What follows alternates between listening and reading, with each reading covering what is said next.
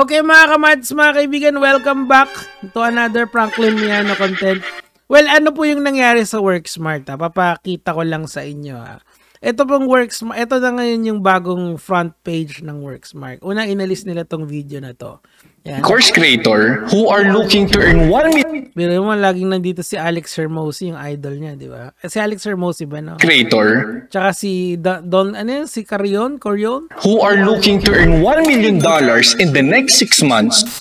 Listen up. Okay, di ba? We've made over $1 million in the past. Yan, sana all may 6.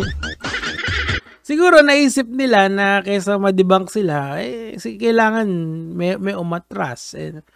Alam mo, hindi ko na, pero pwede nyo naman ituloy yan eh. Hindi ko naman sinabing tanggalin nyo yan eh. Choice nyo yan eh. Diba? I mean, like, for example, pumunta ako sa TikTok ngayon. Yung mga dinidibang ko kay Franklin Miano, nandun pa rin. Hindi niya naman tinatanggal. Okay? Yung mga interviews niya, hindi niya naman pinare-retract. Ibig sabihin, walang action. Ang iba dito, and you know, sa tingin ko, this is a win for our community. Palakpakan niyo yung mga sarili nyo. Kasi, totoo lang, let's be honest here, hindi ko makikita to or hindi ko kaagad malalaman to kung hindi dahil sa inyo. Okay, after 3 days, iniba nila yung website nila. Significantly, number 1 dyan is inalis nila yung video na yon. And hopefully, we can react to all of it for today. Tapos, number 2 is wala na yung si Franklin Miano, di ba? Naging blanco na lang, naging si Shy.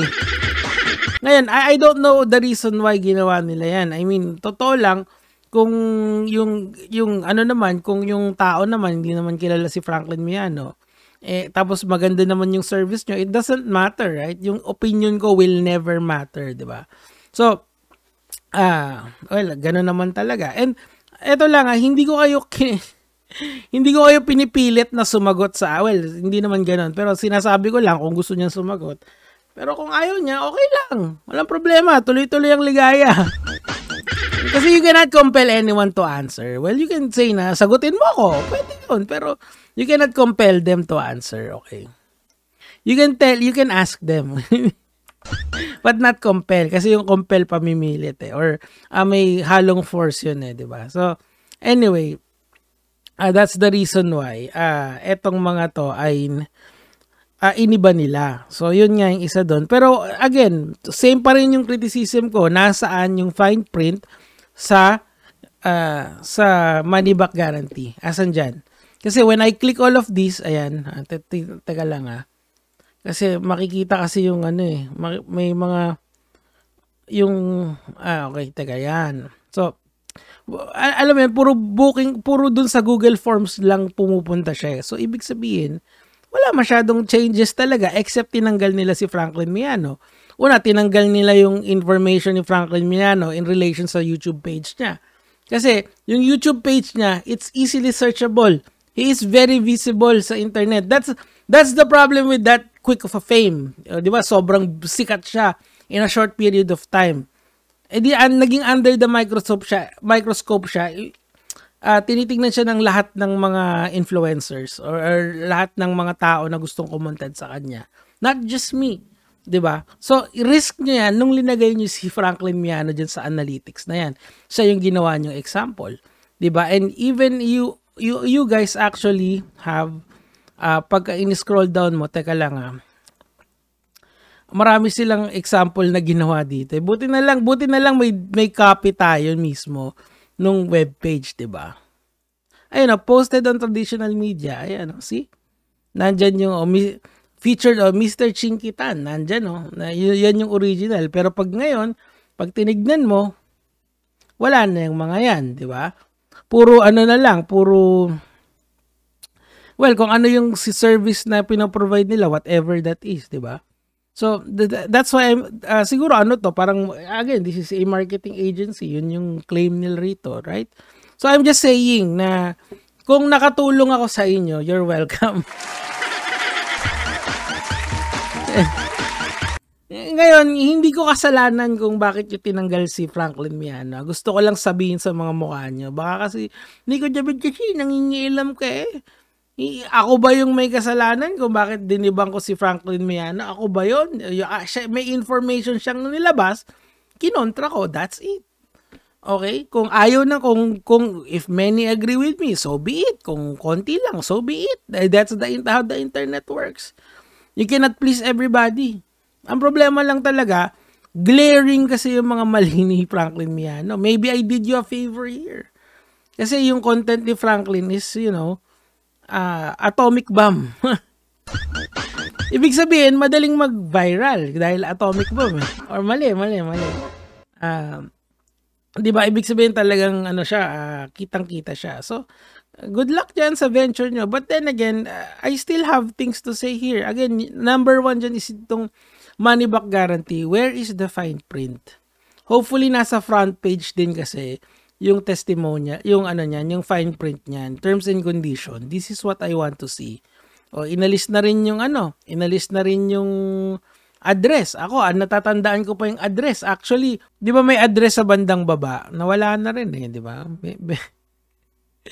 Ay, nako. Pero ako, naalala ko yun kasi tinry kong i-search yun sa Grab Pero some other time na lang natin pag-usapan yun kapag relevant na dito sa whole package nitong Worksmart na to.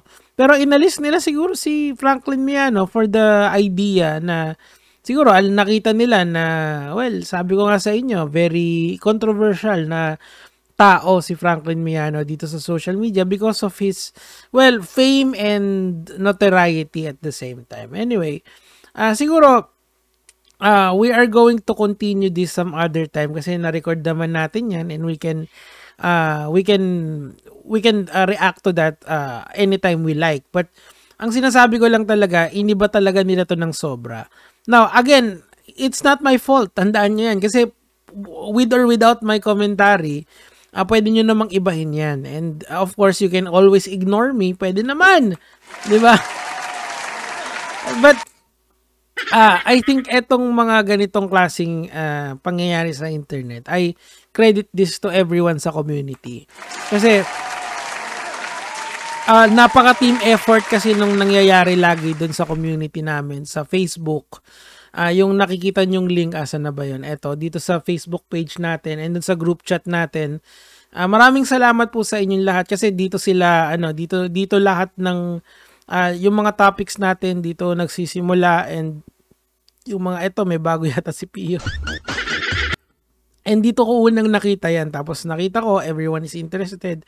And nag-chip in din sila kung ano yung, gwapo ni Franklin.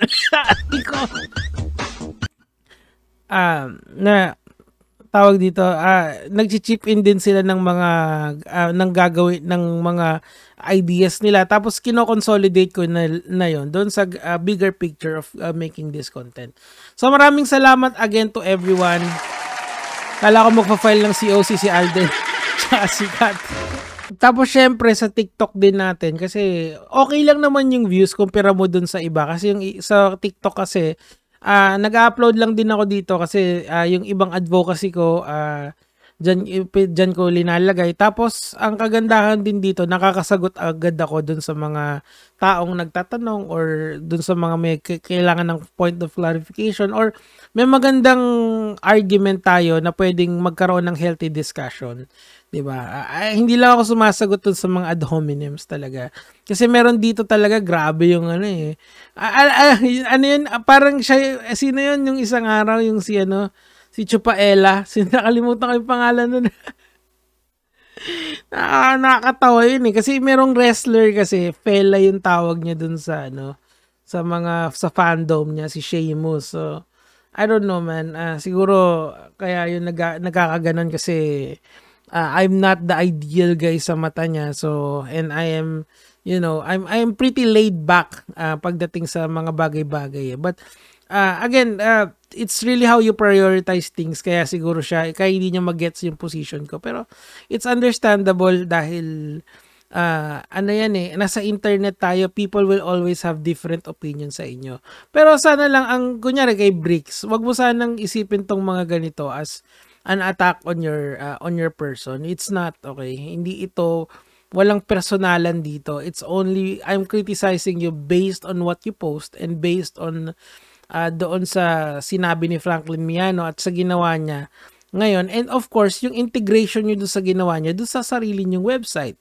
hindi naman hindi naman ako naging unfair doon sa pag-call out doon sa parts nung katulad yung mga yan, 'di ba? Yung mga libro-libro na yan. Meron pa bang libro-libro dito? Kasi sobrang wala na yata at least wala na, 'di ba? O 'di ba? At least iniba nyo na wala na. Hindi, meron pa ba wala na? Sana wala na. Wala na. 'Di ba very good? 'Di ba very good kayo? Kasi nakinig kayo sa akin. Hindi kayo nag-overpromise, 'di ba? Meron kayong at least may deadline na ngayon, and alam mo 'yon, it's much better if you ayan nga lang, we're giving away free marketing ebooks worth. So yung mga ebooks nyo, hindi nyo sinulat sa sarili nyo, 'di ba? Sinasabi nyo lang na yung ebook na ibibigay nyo is worth $15,000. Probably that's a lot of ebooks, 'di ba? Nawala hindi nakapaskill yung mga mukha nyo, 'di ba? Kasi let's be honest here, kung meron kayong libro, where can I buy?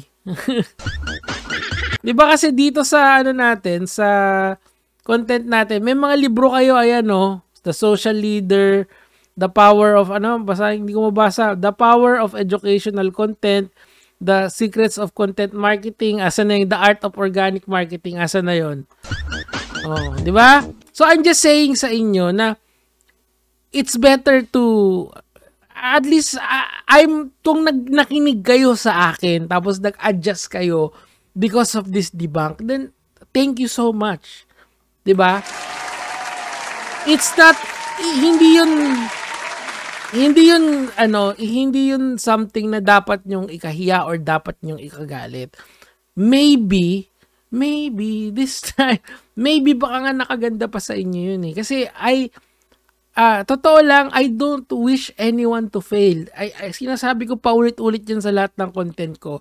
Do not wish anyone a bad life. Even yung mga taong may ginawa sa yung hindi ka aya-aya. Just try to move on and learn to forgive. Kasi, right, sabi meron daw 2 level ng forgiveness. Yung isa is yung typical type of forgiveness. You just let go of the bad feelings or tapos you forgive the person. Kaso walang reconciliation na mangyayari. Kasi yun yung pinakamalalim, yung reconciliation. You try to reconnect with the person. 'Di ba? So these are the things na yun, kung nakatulong ako sa inyo, good. Sana lang don't take offense on it. Yun lang yung gusto ko sana. And yung community natin, very good kayong lahat. You are the true champion. Ikaw na nanonood sa akin, ikaw ang pinaka-champion dito. Maraming salamat po sa lahat. Yun lang naman. Gege mga lods.